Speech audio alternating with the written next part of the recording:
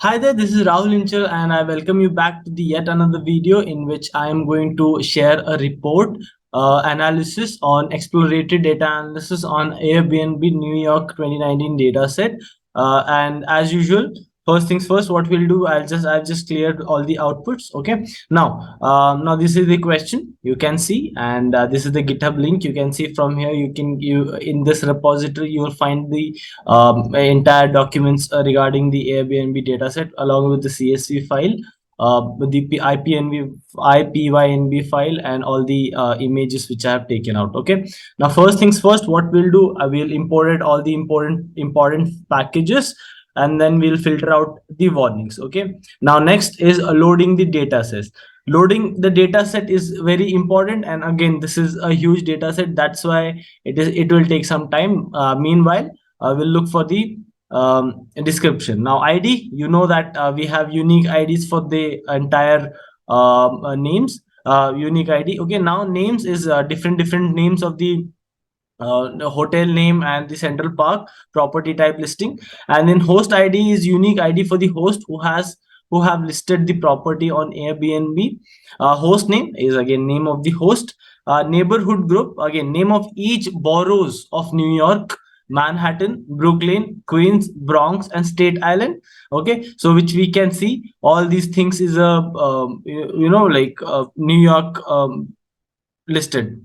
And a neighborhood is area in each borough of New York is there. Latitude and longitude are the coordinates of property listed. Room type is different types of room available for listing. That is home alone apartment is there, and shared room is there, and one more is there. Private room is there. And minimum nights is mandatory nights of nights to be booked for available of for each type of property. And number of reviews is number of reviews listed for each property. Last reviews date, reviews per month. Calculated host listing count, that is number of listing each host has. And availability 365, number of days the given listing is available for booking. Now these are the data set, simple data set but huge data set. Again, it is not error free. So what we'll do, we'll just copy the data set in a df, and then we'll find out try to find out the info of it. So we can see there are data types of it, where are like int, object, and floats are there. So only three data or three columns of float data set, int, 7 columns of int data type, and 6 columns of int object data type. Now, what do you mean by describe, guys? Describe is nothing but it gives out the mathematical calculation for each of the numerical columns. That is, say for example, we have ID column. Now this is a int column, right? So ID is a int column, because ID is again int column, and we can perform a lot of mathematical operations onto it. Now, what do you mean by count is there, mean is there, mean, what is the mean of the ID column? Anyhow, any though, like in ID is a unique value, it is not going to give out any significance. I'm telling you. Now this is standard deviation. Now these are all in scientific notation, and the minimum value is this, and the 25% percentile is this, 50 percentile, which is, and 75, and then maximum. So all of this is there. Okay. Now next is finding the duplicate values. Okay, now duplicate values. Okay, I guess I have in there. Okay, yeah. So yeah, now this is the numerical value of it, and you can see now duplicated sum. If I want to take, there are no duplicate values which we can clearly make out. And then, like, if you want to check out how many what is the shape of the data set looks like, that is 48,895 rows. That is different values we have, and then 16 columns we have. And then if you want to see the head, and then we are checking out for the null values. Okay, now replacing null values with different like appropriate values is a subjective matter of for different people. It can vary out. For example, what we'll do is, see, now I have dropped out a column called last reviews, because last reviewed won't give me anything. Okay, now in place of last reviewed, if this column was to give out what time a customer has booked or booked the property, that would have much given a meaningful insight for us to do some analysis on that, rather than giving a last review. Okay, last review is based on a customer's preference. He might have given it just after the stay, before the stay, or after the stay, doesn't give any analysis. So that's why I've just dropped it. And also I have replaced, say there are like name 16 rows in which name is not there, so I have replaced it with other hotels. Host name, I have again replaced it with other. Last reviews, again, like I have replaced it first and then I dropped it because I got no insight from that. Reviews per month, if there are like 10,000, see there are 10,052 rows which don't have reviews, so I have replaced it with not reviewed. Okay, so I have replaced all those. Now if you want to check out info, there are like entire thing is gone, all those. And I have dropped last review column, and then also I have dropped the name column. Okay, the name column. Now why did I drop the name column is, again, these are unique names of a listing. Okay, doesn't give out any insight, so it's better to drop them. And we can like we can get the clear data, and then we can perform analysis of the clean data. So that's why I've dropped it. Name anyhow in any of the data set doesn't give any valuable information, because names are unique. Even though two people or two hotel have same name, by chance doesn't gives out any valuable insights. So that's why I dropped it. Okay, so I have dropped it again. Hence now the data is free from duplicates and ready for visualization, as it has no null values as well. Okay, if you want to check out once more, if you want to see df, if you want to see null values, right, is null dot sum. There are no null values now. Now, first we'll see for the top 10 host name. Again, we are going to find the value counts of the head host name, and then we are taking out only top 10. So we can see Michael is there, David is there, and all those guys are there. And with that, we are trying to plot a bar graph for that. We can see Michael has given 417 listings. So these are the hosted observation. Host name is the name of the host who listed the hotel in the Airbnb. It looks like the person Michael has the largest booking under his name with 417 bookings.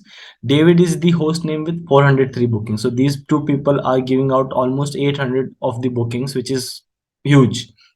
And then comes out to be neighborhood group. Now what do you mean by neighborhood group? Is a name of each boroughs of New York, Manhattan, Brooklyn, Queens, and Bronx, and State Island. Okay, so head. Now unique value count for that. Value count, Manhattan has the most number of, because Manhattan, if you see the graph, or if you see the map, if you see the world map, and you'll come across that Manhattan is a major city, or is a city which attracts a lot of tourism compared to other uh, other places. Okay, now again, plotting pie chart for that. Now I've plotted pie chart for that. I've given percentage again and all, you can see. Okay, so which means 44.3% of the total listing belongs to Manhattan, and then 41.1% belongs to Brooklyn, and both combined together, more than 85% of the or approximately 85% of the listings belongs to Manhattan and Brooklyn, and then all the 15% other is belonging to State Island, Bronx, and Queens. Okay, now these are the observation which I've made. And if I can see, wow, finding the top 10 host IDs, that is unique IDs. What is host ID? Unique IDs for host who have listed the property on Airbnb. Okay, so head is this. Again, value count.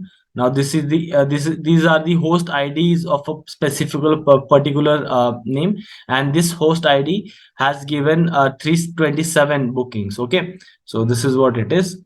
So yeah, now you can see this is what it is, the graph looks like. Okay, we can see that there's a good distribution between top 10 host with the most listing. First host has more than 300 listing. Okay, now this is what it is. Now neighborhood group according to prices. Now I'm coming for bivariate analysis. Now what do you mean by bivariate analysis is, guys? when we try to draw insights from the two variable or two columns, in this case that is neighborhood group and price. When there are two columns which are being involved, that means bivariate. And univariate is when we are concerned only one column, with one variable we are trying to play around and finding out insights. For example, in this, so I have only tried taking out from the host id, and I have tried to find the value counts of it. So this is univariate analysis. Now I'm coming for bivariate analysis.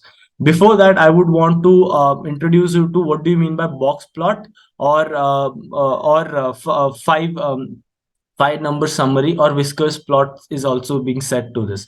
Now, box plot is a chart that shows data from a five number summary, including one of the measures of central tendency.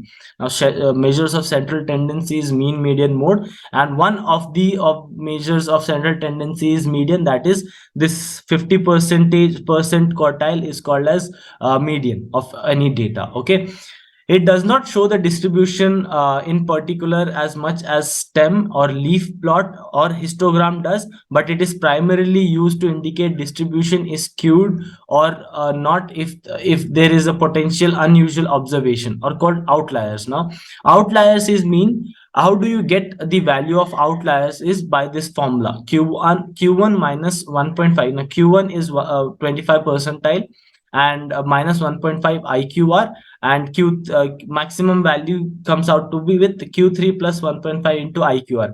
Any values ranging beyond these values are considered to be the outliers. Okay, now this is a box plot. Now this is the minimum value, you can say. I'll just try to annotate so that you will, this is minimum value. Now this is this line is my first quartile, that is 25% of quartile. Now this is also called as q2. Okay, q2, and also called as median. Okay, now median I don't have to explain you because you know about median. And this is 75 percentile, and this is my maximum, that is q3 plus 1.5 iqr. So you can see 1 2 3 4 5, which means we have five number summary, including one of the measures of central tendency, that is median. Okay, now this is what a box plot gives out insight. Okay, now, so yeah, so where were we? Yeah, so okay, I just will run this and will see things. Okay, guys. Yeah, now I just did not run this, right? Yeah, now this is a box plot for a graph which I have made for price column. Okay, guys, which means my most of the data, like say for example, it's very difficult for me to analyze from here what is the price. Okay, what is the maximum number, right? So for that I have described it. So I can see that 75% quartile is $175. Okay, 175, which means we can see, so here it is 175. Okay, near to here you can see things. Now you see, here I want the maximum value, right? So if I want the maximum value, this describe is not going to give me maximum value. So for that, what did I do? I have calculated IQR as well. So maximum value is 334. We will be discussing this in a bit. Okay, so 334, which means my majority of the data, my major and minimum value is 0, right? Minimum value is 0. Okay, which means my from 0 to $375, I have 335 or 375, 334. Okay, I beg your pardon, $334. So 0 to $334, I have 99% of the data which lies between 0 to $334. And what is beyond that is all considered to be outliers according to the machine and according to the formula.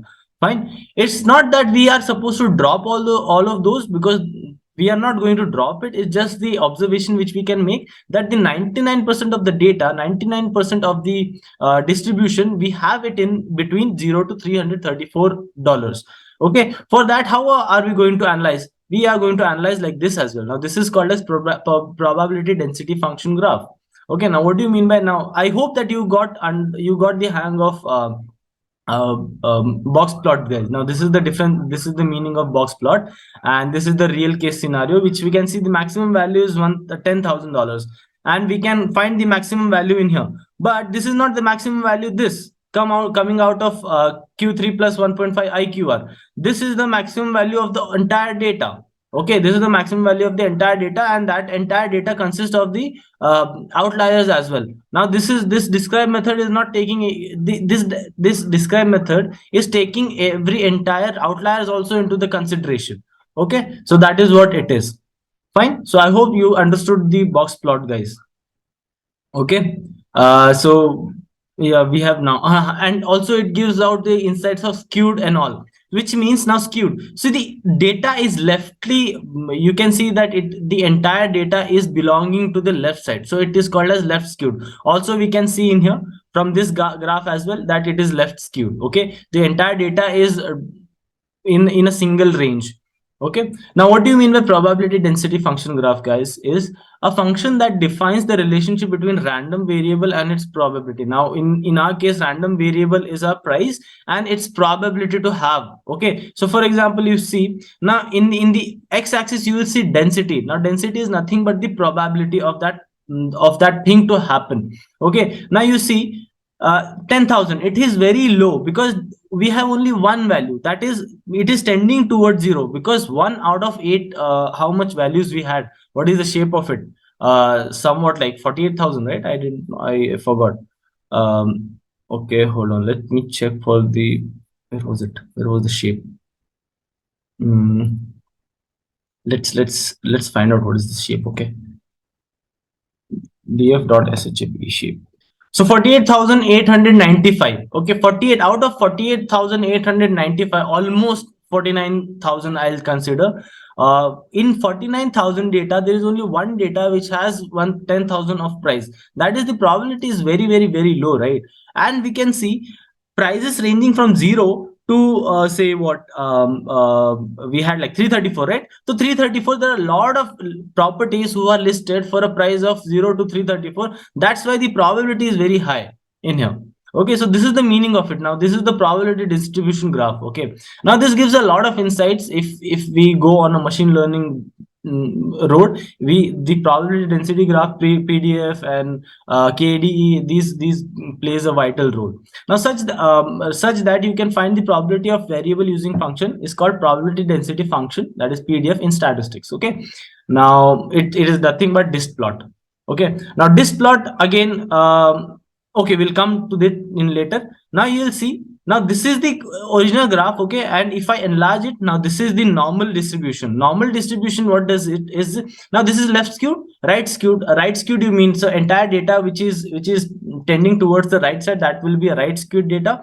And then this is a normal distribution, which means the entire median, the observation or the values are equal beyond its median, which means, like, see, if this is the median, okay, the entire data on the left side is equal to the entire data on the right side. That's why it is called as normal distribution. That is, a normal distribution is a type of continuous probability distribution. Okay, now continuous probability distribution, in which most of the data point cluster towards the middle of the ranges, while the rest tapers off symmetrically towards the extreme ends. Symmetrically, right? So this is a symmetric line. All the data onto the left side is equal to the data onto the right side, approximately. The middle of the range is also known as the mean of the distribution. Okay, now this is the mean, and since it is a equally distributed data, which means the mean and the median are going to be the same. Okay, it is equally skewed between right and left side, so that's why mean and median are going to be the same. Okay, so yeah, which we can see between first standard deviation, that is first standard deviation, we are not going to consider, like, we are not learning standard deviation and all, we are not going to depth in statistics and all, but within first standard deviation, you can see 68% of the data lies, okay, within first standard deviation, that is first standard deviation onto the right side of the mean and first standard deviation to the left side, left of the mean, we have 68% of the data. If you consider second standard deviation, you have 95% of the data, and if you consider third standard deviation, you have 99.7% of the standard data, which means lies. Okay, and then whatever beyond that will be all outlier, which we have seen in here. Okay, now minimum and maximum according to the IQR, whatever goes beyond that will be an outlier. Okay, now this is my normal distribution, which has continuous probability density graph. Okay, now I was about to tell you something. No, yeah, yeah. One more thing. So we have one.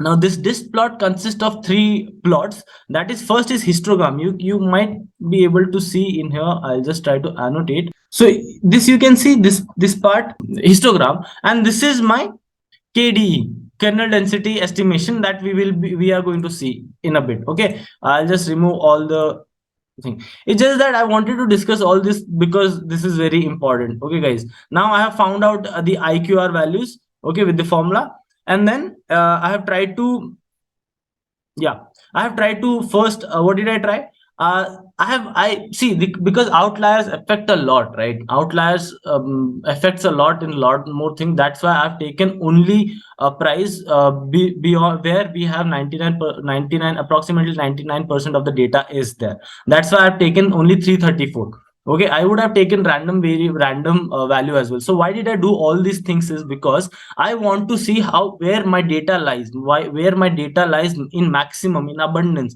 because that is where, that is what is going to give me insights. Because if I consider all the outliers, at that time the data is biased towards the values will be biased towards the extreme values. Okay, so we, as we all know, that mean is highly affected by the outliers, right? So we don't want that. So we don't want that. That's why I've taken to find the value, this to find the $334. I have did all, like I did all these things. Okay, now this is very important. I hope that you guys have understood. Okay, now as we can see, 99% of the data lies within $334, with a mean being 153 and median being 103.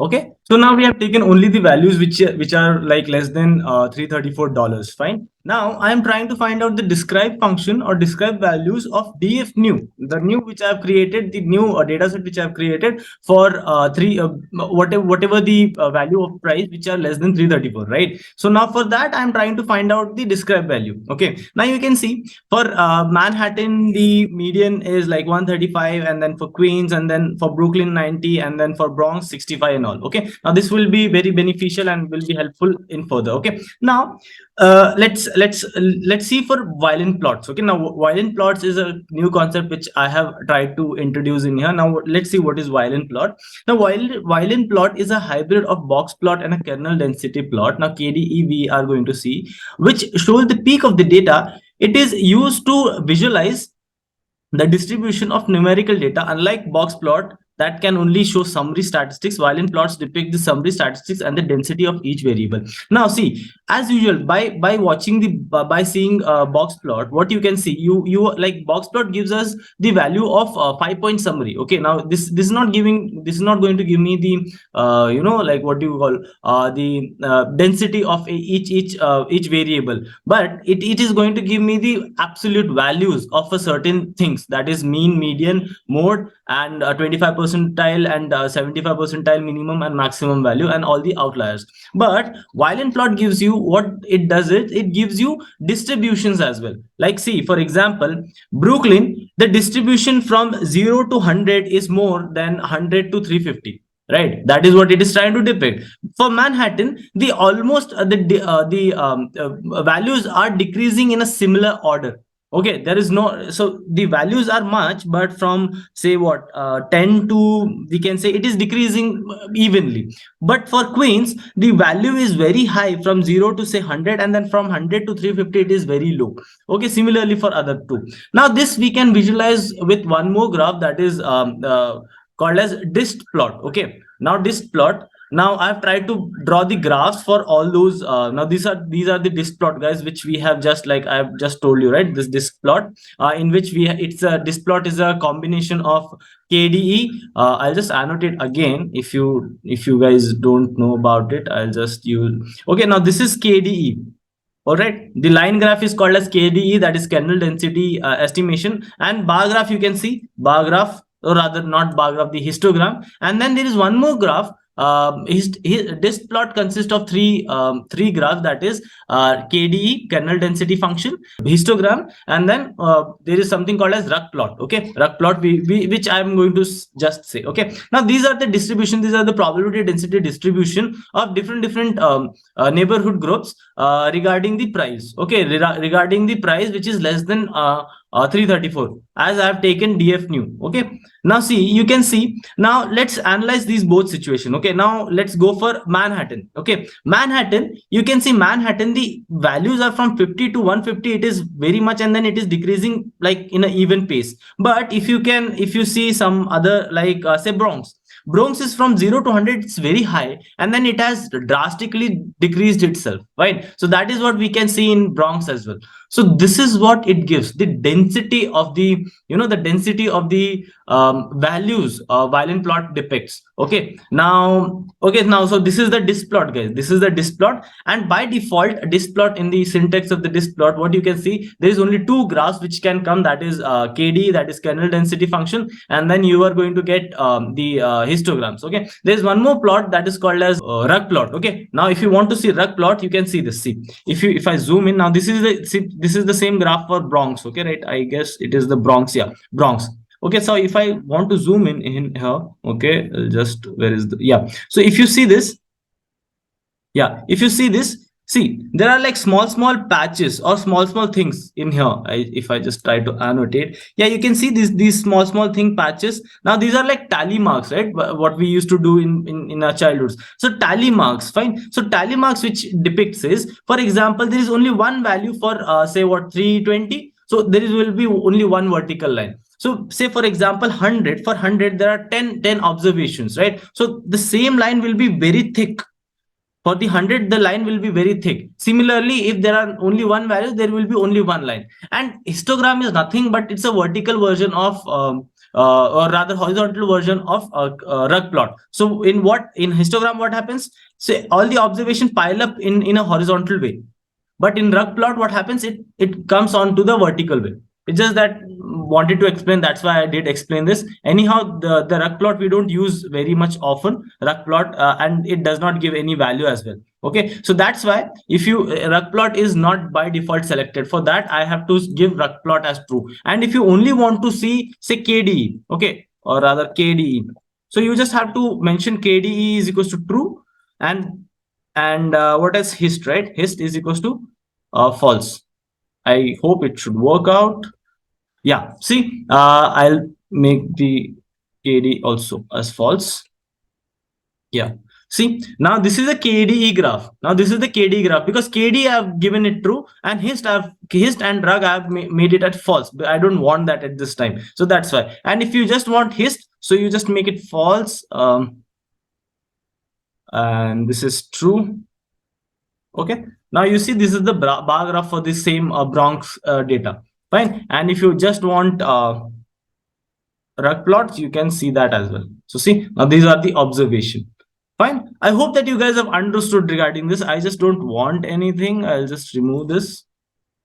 Yeah, now you can see, yeah, now you can see everything. So you can see, now this is very good insights which we can draw from our data, guys, after removing the outliers. Okay, after removing the outliers, or if outliers are not taken into consideration. And these graphs are very much important when you go for machine learning algorithms. Okay, now, yeah, so this is what it is. Now this is going to depict me where is my value, most of the value lies. Okay, now we have done all these things to find out the density and distribution of price for each neighborhood groups. Okay, so now if you want to see the now again, like histogram, if you want to see the definition of it, histogram is a bar graph like representation of data that buckets a range of classes into columns along the horizontal x-axis. Okay, so KD is a kernel density estimation. KD plot is a kernel distribution estimation plot which depicts the probability density function of the continuous or non-continuous parametric data variables. Now this is not continuous, right? This is non-continuous. Continuous data is which we have seen in here, that is bell curve. Now this is also called as bell curve or normal distribution as well. Fine, which means like it's a continuous distribution is going and like coming on the same path. Okay, so that is what it is. And then a rug plot is nothing but, as I've told you. Okay, now let's go for the observation. We can observe that the Manhattan has the highest range of prices for the listings with 150 price as the median observation. Now observation I've taken from the entire data set, not the data set which I've created removing the outliers. Okay, guys, because observation I'm supposed to give for the entire data set, right? So, and price as the median observation, followed by the Brooklyn with 90 rupees per night. So if you want to check Manhattan, so this is a DF new, right? So if you want to get so let's copy this, and I just want to replace it with the DF. Okay, so now you can see, so Manhattan, you have like median price for one night is $150, and for Brooklyn, you have $90 per night, and for Bronx it is $65, and then for Queens it is say what, $75, okay, per night. So that is what it is. Fine. So Queens and Staten Island appear to have similar distribution. Queens and Staten. Let's see for Queens and Staten. Queens, where is Queens and Staten? Yeah, so this is a similar kind of distribution you can see. And Queens and Staten, yeah, this is also similar kind of, but again, like Staten Island and also Bronx has a similar distribution. So next is next observation is yeah, the distribution and density of price were completely expected. For example, as it is no secret that Manhattan is one of the most expensive places in the world to live in, whereas Bronx, on the other hand, appears to have a lower standard of living. That's why the prices are very huge, right? So the prices in Manhattan is huge, and also which we can see, right? So there are a lot of people who are staying over there as well. Fine. So that is what it is. Room type, again, I'm going for value count, that is entire. So you can see, so entire home is 52%. There are like 52% of the home listing which have been acquired for entire home, and then private 45.7, and then shared room. Okay, now this is what it is. And then next is prices for different room type. Again, bivariate analysis, if you can see. So I have taken the mean price of it. Okay, now mean price of it. So you can see, now see, you can see the entire home has like more than 200, and then private entire like 211 private is 90 approximately, shared room is 70. Okay, now this again, how it is the mean is going till 211 is because the outliers are taken into consideration. Okay, the outliers are taken into consideration. That's why, see, I have taken the DF, not the DF new which I have created, right? So that's why. Fine. So you can see the entire thing of the mathematical calculation for that. Fine. So if you want to see the, yeah, outliers for the price, yeah, okay, you can see for the price for the entire home, outliers for the entire home, we have like 10,000 till 10,000 we have the price for an entire home apartment, but we can see the majority of the data lies between 0 to 211. That is what we have seen in here, right? 75 or here, yeah, this 211. So the majority of the data lies between 0 to 211. There are like a lot of very huge number of outliers in here, which lies from 211 to 10,000. Okay, these two affect a lot. Okay, now for the private room, similarly, we have like 0 to 70, I guess, right? 0 to 90, right? Approximately 90, and then the outliers comes into picture. And then for shared rooms, we have shared rooms, we have 70.127. So 0 to 70 we have, and then 70 to 1750 we have all the outliers. Okay, now these are the observation which I have taken out. I'll just explain this to you. Minimum nights, next goes for minimum nights for different room types. Okay, minimum nights. So I've taken the average, or rather mean, and I've rounded off to 0 because there is no 8.5 days, right? In hotel, if you might have checked in for a hotel, you can't book it for half day. So that's why I had to round it off to 0. Okay, 0 decimals. So entire home, the minimum night has to be spent is 9 days, and for private, the minimum has to be 5, and then for shared, minimum has to be 6. So the bar graph for that is this. Okay. Now drawing the box plot so that we can have an idea about extreme. Yeah, for the minimum nights. Now these are for the minimum nights. Okay, now minimum nights is mentioned. Okay, but people have stayed for like 1200 days also for the entire home, which means people have those are the tenants, right? Those are the tenants who are staying for like more than 1200 days, right? Which means more than 4 years. Those must be a tenants.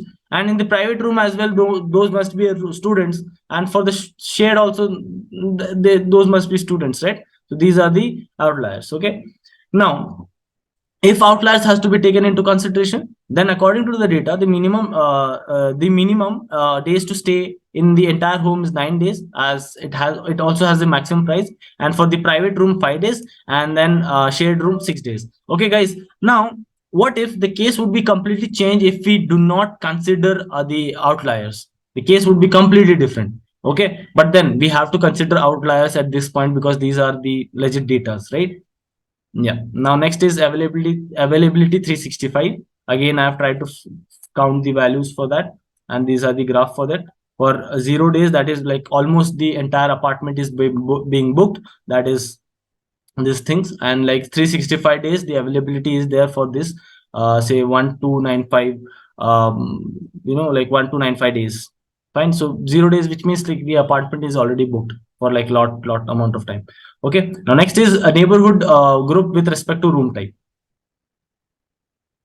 Yeah, so we can see it looks like the neighborhood group Manhattan has the highest entire home. So you can see the entire home. The orange one is the entire home. Manhattan has the highest entire home bookings. Okay, and then if you can see, and followed by Brooklyn. And but in the Brooklyn, private rooms are the highest in demand. Okay, so this is the one inside which we can see. Okay, and yeah, this is what it is.